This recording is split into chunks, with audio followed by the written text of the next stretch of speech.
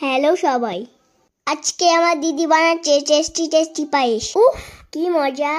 প্রথমে চালটাকে ভালোভাবে ধুয়ে নিল, তারপরে চাল আর কাজু ব্লেন্ডারে দিল, আর জাদু মতো হয়ে গেল একদম পেস্টি পেস্টি।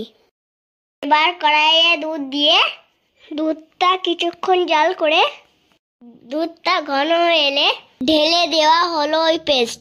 তারপর চামচ দিয়ে নাড়ছে আর দেখছি, আরে এটা তো আস্তে আস্তে পায়েসে পরিণত হচ্ছে।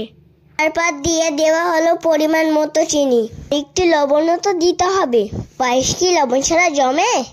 কি বলেন আপনারা?